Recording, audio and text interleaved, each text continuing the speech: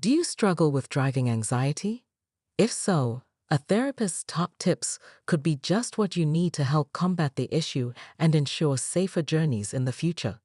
Anna Williamson, known for her presenting role on CITV and as a dating agent on E4's Celebs Go Dating, is also a therapist who has personally battled general anxiety disorder and panic disorder. Driving anxiety is extremely common, but is 100% something that can be improved with some work. She explained in a caption accompanying her TikTok video on the topic. She went on to say, "If you have driving anxiety, you are most probably spending an enormous amount of time planning your journey in intricate detail and therefore overstressing about it. While this might provide short-term relief, knowing you've planned ahead, Anna warns you're actually creating even more potential anxiety by putting all the massive, unrealistic expectations in place. You're planning petrol breaks, snack breaks. You're over-planning to try and ensure every possible risk has been noted," Anna cautioned.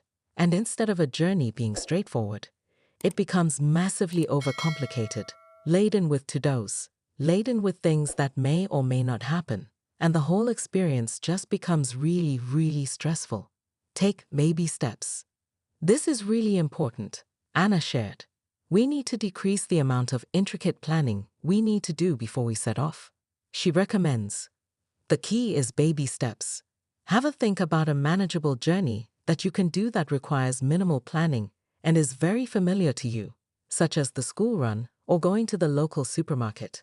You're used to that, so test yourself by going and doing that journey without planning anything about it. Celebrate your achievements. Following on from her advice on short journeys, Anna says you should take the time to congratulate yourself on a job well done. Get safely from A to B, and when you get to B, the key is to celebrate the fact you've done it, she enthused. Actually take a pause and say to yourself, well done.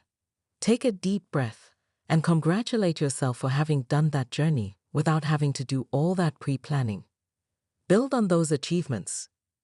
Now that you have evidence that you can indeed do the thing successfully that was previously really scary, Anna emphasizes using that knowledge as motivation going forward.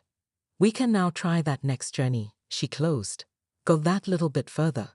The more we keep trying, the more we keep reducing the to-do list before we've left. And in no time at all, the hope is, and there's every possible chance, you could be driving to Timbuktu with not a care in the world. While taking in the advice, drivers were quick to share the reasons behind their anxiety. Menopause is my biggest reason I have driving anxiety, one TikTok user said. Sat-nav is a backup, helps me with anxiety in case diverted.